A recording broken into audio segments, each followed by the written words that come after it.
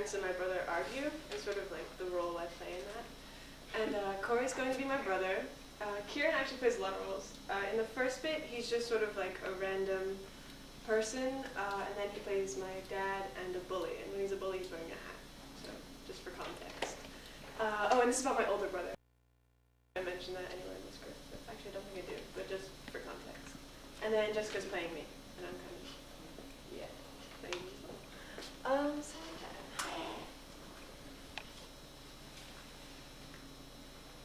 my brother will bombard you with words. He will talk at you and talk at you, not realizing that that frown on your face as you turn away means that you would really just like him to stop talking.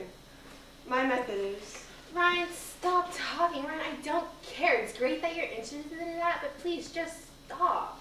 I might even like something he mentions, think it's interesting, want to hear more. Not from him. Sometimes I'll let it slide when he talks at me, but my parents will jump in with, Ryan, stop bothering your sister. Can't you see what a one-sided conversation you're having? my parents can be hard on him, condescendingly so, and for all his well-intentions, he is selfish. In all this, I play the apathetic bystander, condemned to stare at the living room floor, out the car window, or at strangers walking by, depending on the venue for the arguments, by his grades, his rudeness, or his irresponsibility. But I'm the one who feels a sickly guilt inside, because I should be able to protect him.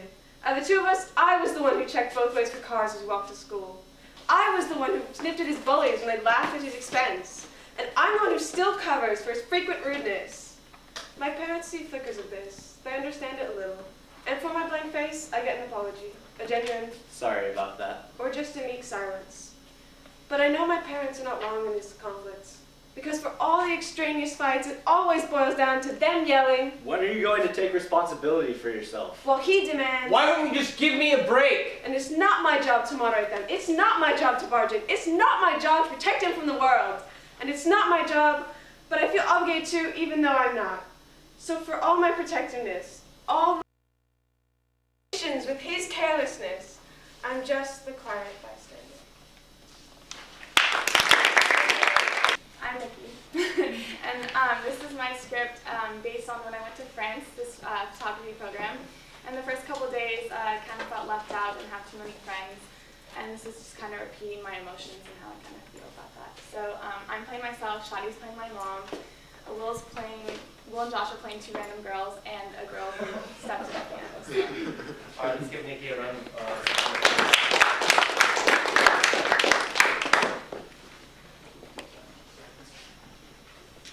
Did you see what she's wearing? Yeah, what's up with that old camera on her neck? Hipster wannabe. I can't do this. Please pick up. Please pick up. Please. Nikki, hi, how are you? Hey guys, Nikki's on the phone. Come here. Mom, I can't stay here. I need to come home. What's wrong? Everything. It's been 3 days and I just don't fit in with anybody here. I'm the only public school girl and I'm being completely ignored because of it. I just don't get it. What about your roommate? I'm sure she's nice. My roommate, she couldn't give two shits about me. She wandered off the first day with some snobs. I told you I hate it here. I want to leave. Please, please let me come home. Nikki, honey, it'll all be fine. Just take a deep breath, it'll all be fine. You know what? It won't be fine. I'm sick and tired of being the one always left out of things. I'm done being that sorry-ass girl who doesn't have the guts to stand up for what she deserves. Nikki? You don't understand. You don't know what it's like to be alone, no one to talk to, no one to sit next to. It's completely humiliating. I thought I'd be independent for once and come here by myself, but now I'm sitting in my room doing anything I can just to avoid eye contact. No one stops to think the girl with the camera has feelings too. They just assume she'll be okay sitting in the corner, watching her dreams slip through her fingers, while everybody else has the time of their lives. Hello? Are you still there? When will the game stop? When will they realize that all I simply want is a friend to confide in? Is that too much to ask? Maybe it is. I'm so glad we came here together, Will. My This is best great. friends. Yeah. Let's go to the cafeteria, get some food. Yeah, I'm hungry, dude. Paris was the city of my dreams. When I came here, I told myself this was the one opportunity I had to start over and reinvent myself. I wanted to get away from that old timid me, but now I've realized I can't escape that person. And the worst part of it all is that I'm still afraid. Hello? Hey, I live in room 302. I heard someone crying. Are you okay? Hey, Mom, I'm gonna have to call you back. Scene. So my scene is about how my dad told me and my brother that we were gonna move in with him and his girlfriend, or like we're gonna move in together. So Sarah plays my dad and Sammy plays my brother Shrio. Nyalia and Shrio, come to the living room. I have to talk to you guys about something.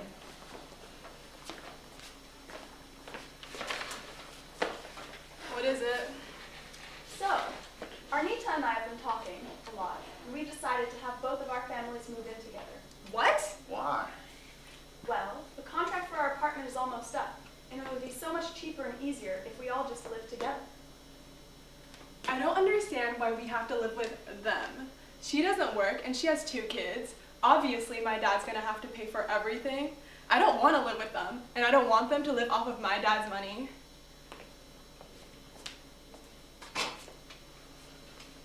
She takes care of you guys, and you should respect her. If we all live together, we can really be a family. No, she doesn't. She doesn't care about us at all. I had a big bruise on my eye once and she didn't even notice until I pointed it out. Yeah, she doesn't take care of us, she takes care of her kids. Who is the one who takes you and picks you up from school? Who is the one who does your laundry? Who is the one who cooks for us? Do you think she does that for me and Shrio? Her kids need to go to school too. Her kids need their clothes washed, and they need food too. She doesn't do that for us. We don't have to live together. It wouldn't make a difference. With her around, I'm able to concentrate at work because I know that someone is taking care of you guys. And then Arnita and her kids use up all the money that you make, so it doesn't even matter. You don't know that. She has her own savings, and you shouldn't worry about adult stuff. You guys get along with her kids. I don't understand why you guys are so upset. Whatever. Why does my dad even need a girlfriend? She didn't have to move here in the first place. I mean, I always thought she had ulterior motives. Look at what my dad has done for her. She has a car, her kids go to school in a good district, and now we're gonna move in together. What has she done for us? Nothing. Does he actually think that this freeloader can take the place of my mother? Does he care about how I feel at all? This is bullshit. The decision has been made, so we are going to move in together no matter what. I just wanted to let you know in advance. This wasn't supposed to be an argument. Just as I thought. I guess I really do mean nothing to him. I'm going to hate you forever.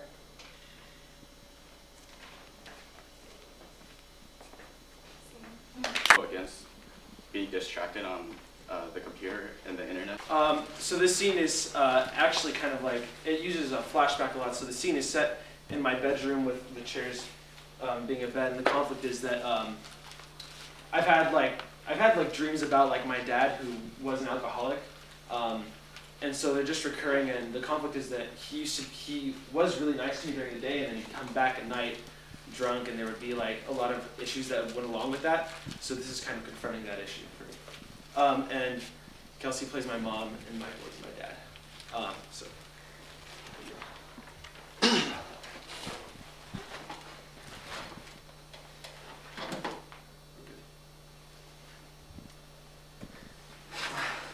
Ah! Oh God, not again. What's wrong? Why are you screaming? I had a nightmare. Mom, I can't do this anymore. What was it about? I don't know. Dad was there. Hey, are you alright, son? Thank God it's you. Everything's going to be fine. You just had a nightmare. You should go back to sleep. Dad, I can't. I don't want you to leave. What do you mean? I'm afraid that if you leave, you won't come back the same person. You'll be something else. Don't be silly. I'm going to go out. I'll be back later tonight. No, stop! Who are you talking to? No one. I wasn't talking to anybody. Andrew, your dad has had his problems with alcohol and he's a different man now. It's for the best if you just let go of the past. But it's still so vivid. I can still see him as he used to be, so fatherly and loving, and then more frequently I'm starting to have these nightmares where I see him for what he became. A drunk. Hey! Oh What are you doing? Stop mumbling and answer me. Stop. What was that? Speak up. Dad. I'm done with this. Come here. Stop! Can't you see what you're doing to me? To us? This family can't handle it anymore, Dad. You wake up in the morning so loving and nice, and then you come back and you turn into this monster. Don't you see the repercussions of your actions? Mom can't even sleep in the same room as you anymore, and none of us ever know where you're going or when you'll ever come back. Dad, we don't want to lose you, the good you, but you don't seem to know the difference anymore.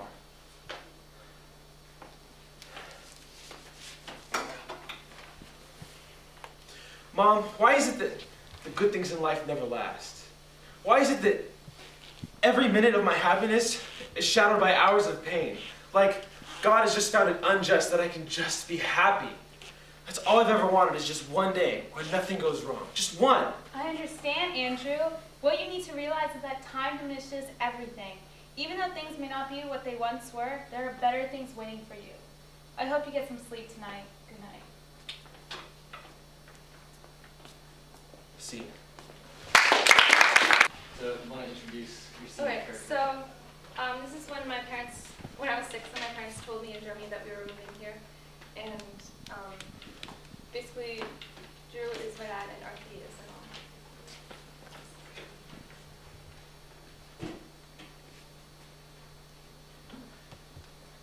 Lisa, your father and I decided that we're moving to California. That's in the United States, really far away from here, and we're leaving soon. I was offered a job, and we think it would be a really great opportunity for all of us. You can go to a school in America, learn how to speak English. Doesn't that sound like so much fun? What do you mean? We're moving, honey. Dad and I already started packing our things. In about a month, we'll be on an airplane on the way to California. Here's your suitcase. Fill it with everything you want to bring with you. No! No, what? I don't want to move. I don't want to leave. This is supposed to be our home.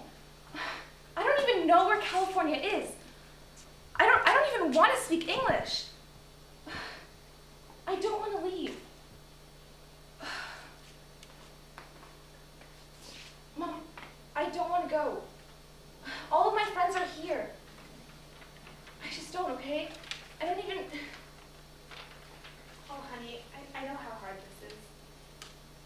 No, okay? I don't want to move. I just don't, okay? I'm staying here. Don't worry, everything will work out just fine. We'll get through this. No, I'm staying here. Why aren't you listening to me? Am I invisible or something? Why can't they just listen to me?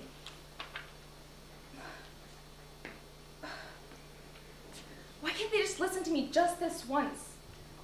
I don't have any say in the matter, but it's my life too. It's my life too, so listen to me.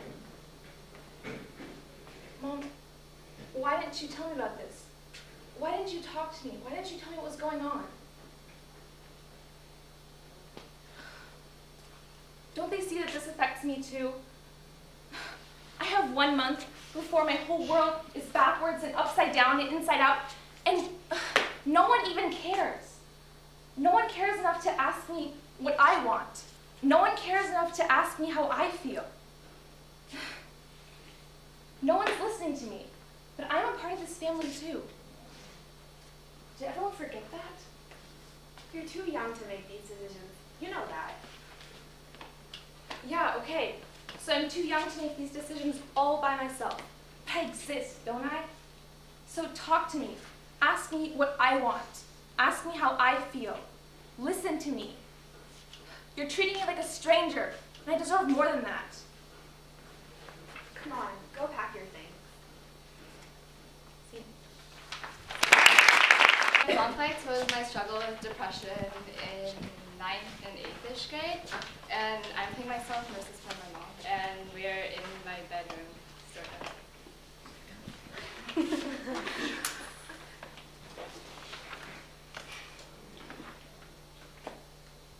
Are you sure everyone's okay? You look really sad today. Yeah, Mom, I'm fine. Don't worry about me. Alright, but you know you can talk to me about anything, right? Yeah, of course. This is the last thing I need right now. Really, the very last. My life has fallen apart. Does anyone even know? Do they even realize how hard it is for me to put on this face every day? And just acting, always acting. But it's all just a lie. This whole life has just been a lie. And I wish someone would see that. I like to cut things. Cut myself. It's really more of a scratch than anything, and it makes me feel better. The physical pain overpowers all the emotional suffering, and so the only thing left is the pain of bleeding. And it feels good. Maybe if I cut myself badly enough, I'll have to go to the hospital and they'll fix me there. They'll make me all better. Maybe that's how everyone will care for me again, and I won't be sad and lonely.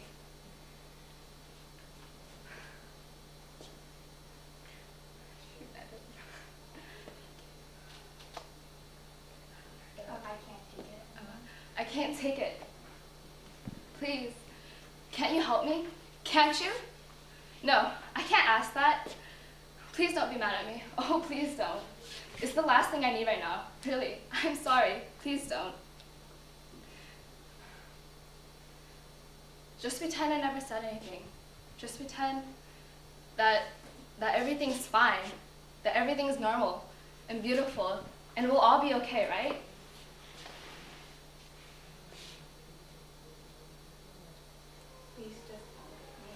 Please, just tell me that everything is okay, that eventually I'll be fine, that everyone will care again. Please, just tell me I'm okay. See. Stop. Wait, are you doing this one? Yeah. I'm talking to my friend over Skype, and I talk about my sister and how she runs away and drinks a lot, and then I talk about what the real issue behind all that is. So, Adriana's my sister. He's me from the past, and he's my friend. YOLO, son. YOLO. He's me from the past. Starts with a flashback.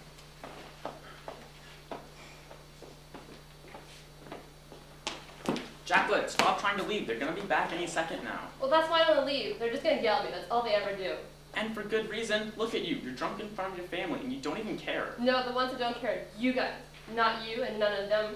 All they care about is none of you care. Just like Marco and his bitch.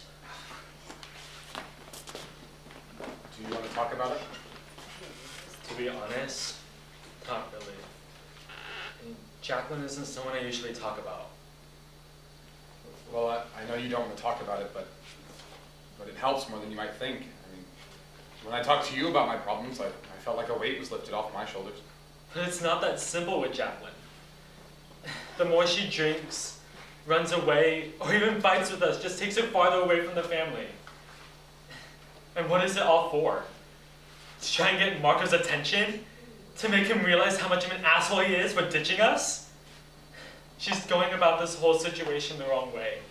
And I don't know what to do anymore. She just won't talk to us anymore. She doesn't talk to you guys anymore? Why? She thinks that we don't care about her either. And that pisses me off so much. How can she actually believe that I don't care about her? That we don't care about her?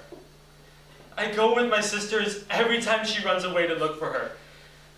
I take time off school to take care of her.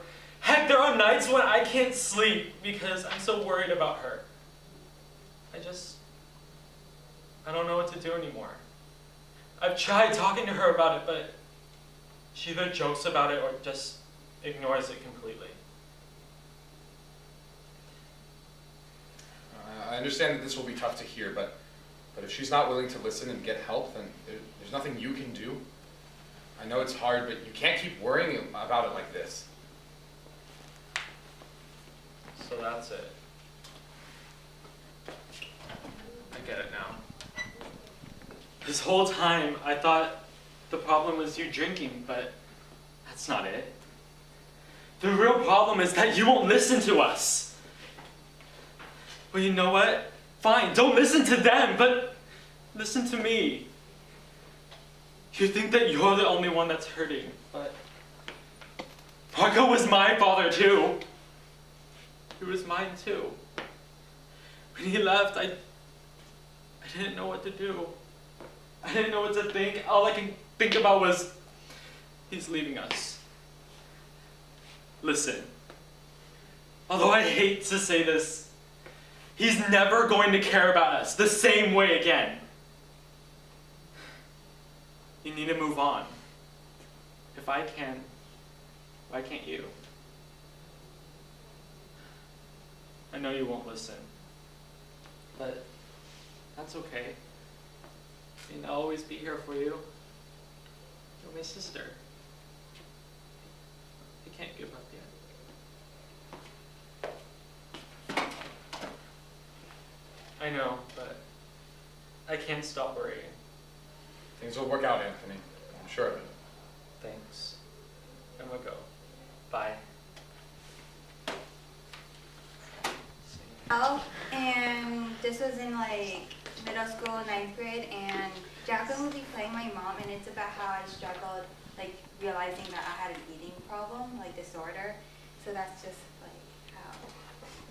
But this is a pamphlet.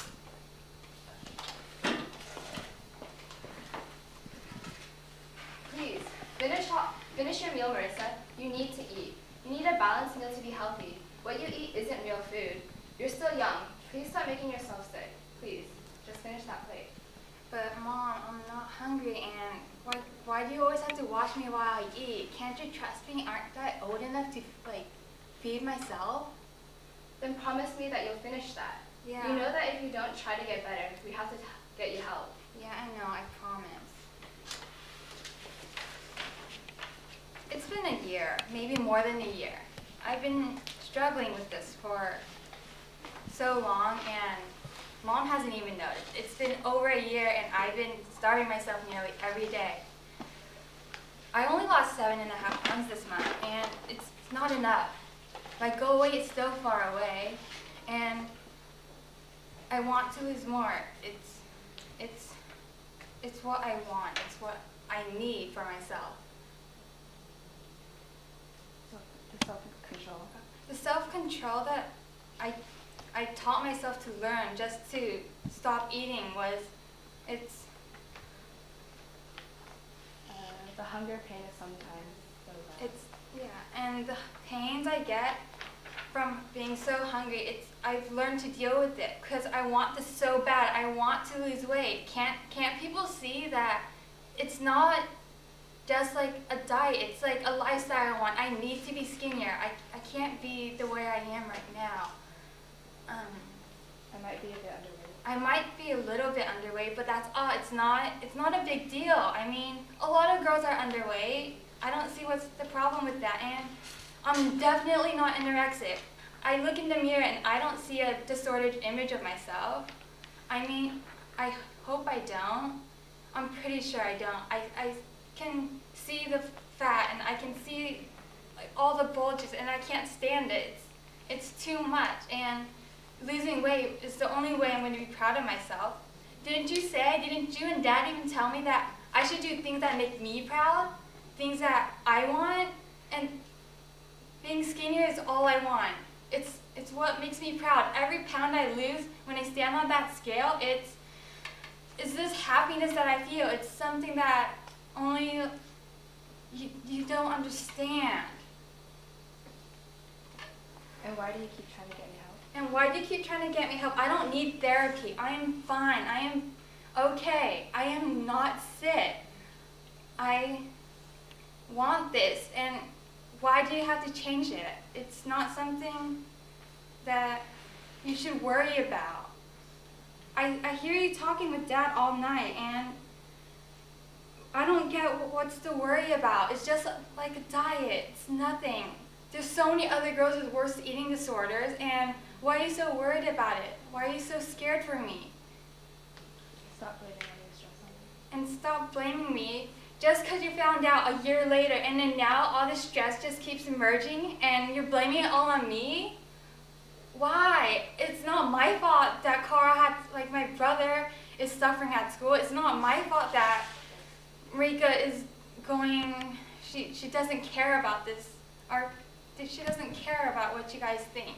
I care, I try, but I can't let this go. This is the only thing I need. Just let me lose a little bit more, just please.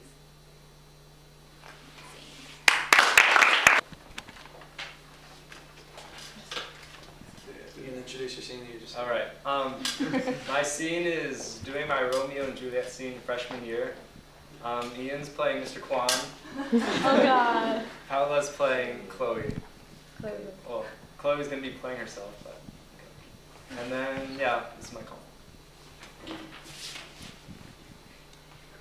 Okay, guys, you only have one more day to practice your Romeo and Juliet scene, so go outside and practice. Oh great, one more day and I have to do this scene? I'm no good at this Romeo thing.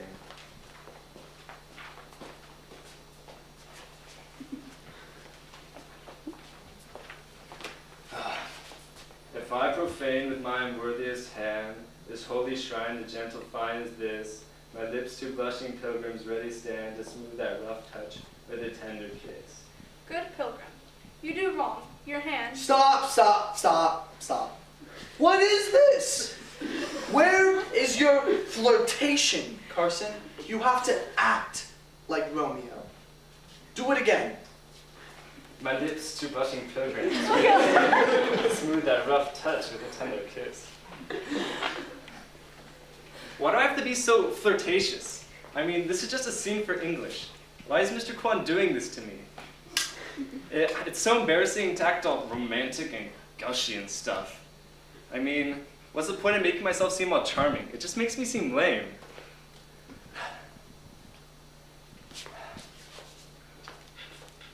My lips to blushing pilgrims ready stand to smooth that rough touch with a tender kiss. Okay, our next scene up is the party scene. You're up. Oh shoot, I don't think I can do this. I mean, what if everyone judges me? I don't want to seem all dorky and weird. I'm just a little freshman trying to make it in this world. I need the approval of my peers. And how am I supposed to get that when Mr. Kwan is making me make a fool of myself? I don't think I can do this, but I guess I have to. If I profane with my unworthiest hand this holy shrine, the gentle fine as this, my lips to blushing pilgrims ready stand to smooth that rough touch with a tender kiss. Good pilgrim, you do wrong. Your hand too much, which mannerly devotion shows in this. For saints have hands that pilgrims' hands do touch, and palm to palm is a holy palmless kiss. Good work, guys. You finally get an A. Minus. Your patience, you guys. Let's give it up for James, please. This takes place freshman year, over the summer. Lily is my cruise fling that I have going on. This is Like the boat? an interesting moment within the relationship.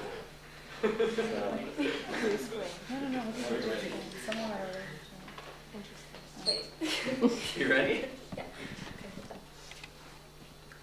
James, I have something to tell you. Yes? Oh God, she's a man. I mean, look at those biceps. I knew she was too good to be true.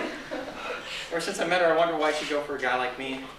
She's beautiful, a cheerleader. Well, she's perfect. And I've never been good with girls. I'm batting 200. Hell, I haven't even made it to first. I had a boyfriend before the cruise. Are you still together? No, Then I don't mind. You wouldn't, considering your last cruise.